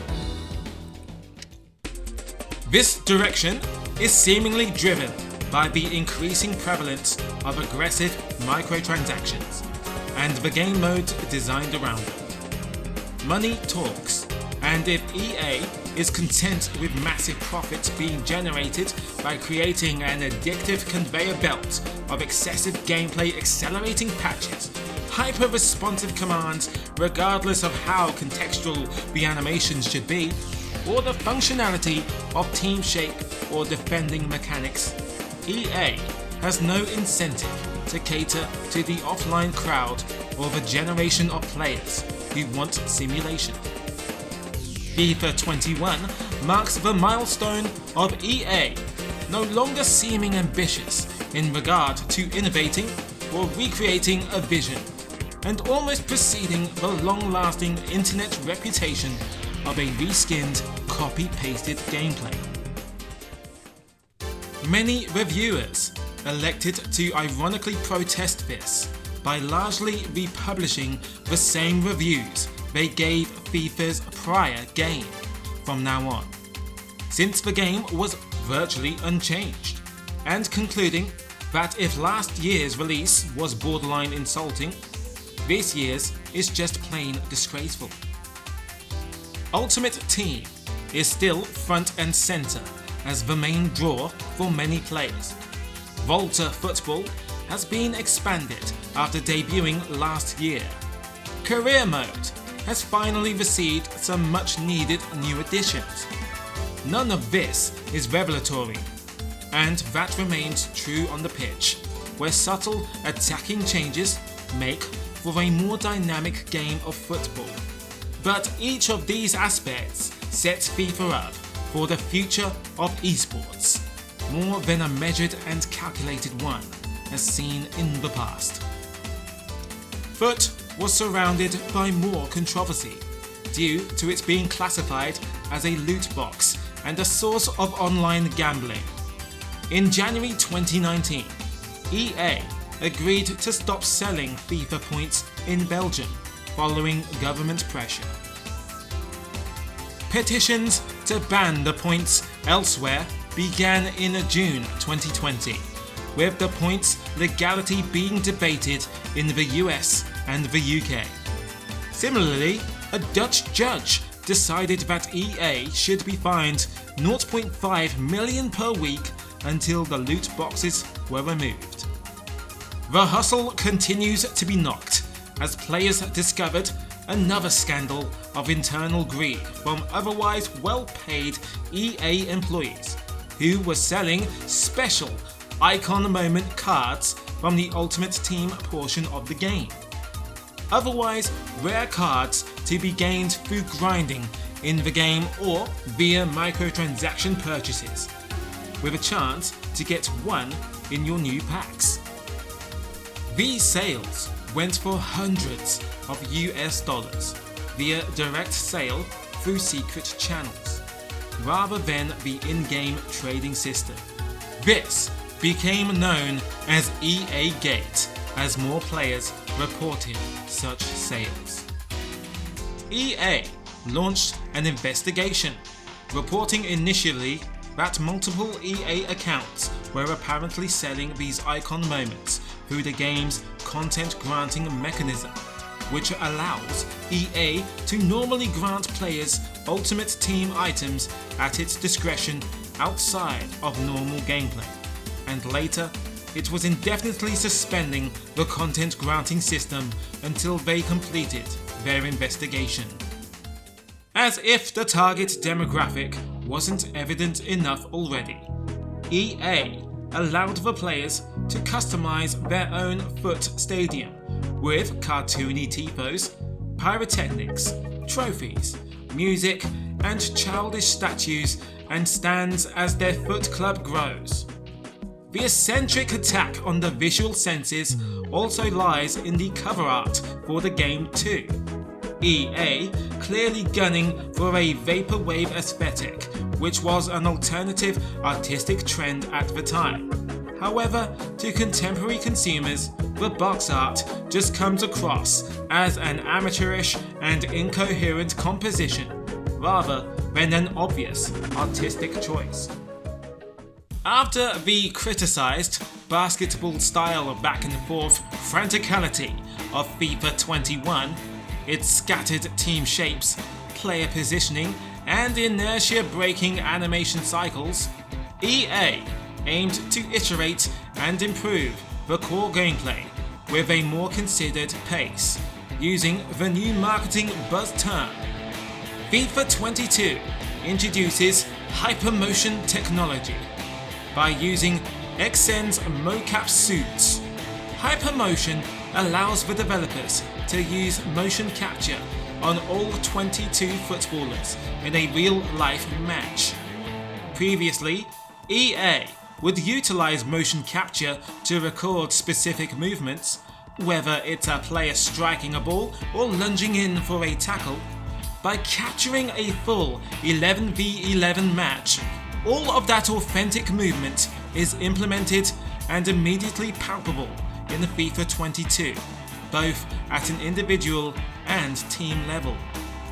A single-player career mode is featured in FIFA 22, where the user can play as a player or manager throughout a 15-year career, as well as introducing a creator club option in manager career, allowing players to design a new club with customized kits, crest, and home stadium. Sadly, despite having the creation suite to customize a club in career mode, after 29 editions of FIFA, the game still lacks an edit mode with the depth of its rivals' pairs to correct unlicensed clubs, of which was usually of such a small volume in the typically licensed game of choice amongst football gamers. Now, due to the cutthroat nature of the exclusive licensing war between FIFA and PES, such leagues like Serie A was only licensed a couple of games ago has now been further pillaged by Konami. This time, the likes of Atalanta, Roma and Lazio appearing in unofficial capacity in FIFA 22. The privilege to adjust or amend digital content post-release is indulged once again. This time in the removal of Manchester United's Mason Greenwood, amidst the strong allegations against him and his subsequent arrest. Weeks following this, the Russian Premier League and the Russia national football team would be removed from FIFA 22, FIFA Online and FIFA Mobile, amidst the global disapproval and disgust of the country's criminal invasion of Ukraine. This time, it is estimated that in order to get a Team of the Year Kylian Mbappe promo card, for example, on average, the player would have to purchase a grand total of 847 jumbo rare player packs, spending nearly 1.7 million FIFA points, or roughly 13,500 euros. It also stated that if the player wanted to aim for this card without spending real-life money, the player would have to play continually for over 3 years to earn enough points to buy the average number of packs needed. The mechanisms used in these games are intentionally designed to incentivize players to make in-game purchases. By this point, it's hard to deny these practices are manipulative and exceedingly aggressive, targeting consumer vulnerabilities at every opportunity. Finally, we reach the final leg of our FIFA pilgrimage. FIFA 23 marks the 30th and final installment of the historic and iconic franchise, at least from its recognizable branding standpoint. The game will be the final game in the partnership between EA and FIFA on the football series. Future football games by EA, without the inclusion of the FIFA name, are set to be named under the banner of EA Sports FC. Kylian Mbappe returns as the cover star for the 3rd year running in FIFA 23, and for the second time ever, a female would flank him as Sam Kerr of Chelsea's Ladies takes her spot on the cover. This marks another breakthrough for the women's game. In a record-breaking victory for England's ladies at that summer's Euros, accomplishing what the men's team couldn't a year earlier, FIFA 23 will be the first to introduce women's club football. England's FA's Women's Super League and the French division Féminin will be included at launch. More women's football leagues were added later, such as the National Women's Soccer League and the UEFA Women's Champions League. After the successful integration of the 2018 World Cup post-launch in FIFA 18, EA will once again feature both men's and women's World Cup game modes, replicating the 2022 FIFA World Cup and the 2023 FIFA Women's World Cup in FIFA 23. FIFA 23 also features a limited degree of cross-play for the first time ever. Available to consoles that fall within the same console generation, for example, those on PlayStation 4 will be able to play against players on Xbox One, but not PlayStation 5 or Xbox Series X or S, and vice versa, due to the obvious game engine differences between generational versions. As well as cosmetic improvements to real-time pitch, wear and tear, three-dimensional goal nets, as opposed to the 2D textures typically found in football games up to this point. FIFA 23's most notable gameplay change arrives thanks to the addition of power shots, a new way to strike the ball achieved by holding both bumpers and pressing the shoot buttons. The camera swoons on the player winding up to the strike and zooms back out once the player wallops the ball, in an attempt to burst a hole in the net. The trade-off is that the slow wind-up leaves you wide open to be dispossessed, the payoff being a near unstoppable bazooka, though even there's no guarantee of hitting your target. Power shots are supplemented by a suite of aesthetic changes that seek to immortalize the drama of FIFA. If you do manage to score a screamer, the game will now reward you with woodwork and netting sound effects that boom out of your speakers, and a slow-mo augmented reality replay that overlays statistics like distance, power and ball speed, taking a page out of Madden's next-gen stats playbook. Goalkeepers have also received some crucial improvements. The hitboxes on players' extremities now extends to individual finger physics, finally allowing for literal fingertip saves and less of the force field deflections off of imaginary contact. However, finesse shots from outside the box still seem to cause them too much trouble. From its humble and ambitious beginnings to its experimental and commercial progression, its revolutionary renaissance, and now its rise to become the undisputed dominant football game in the market for 30 years, FIFA has been a cornerstone of gaming as an artistic medium. The FIFA series has written some beautiful chapters over the years in the history books of football gaming.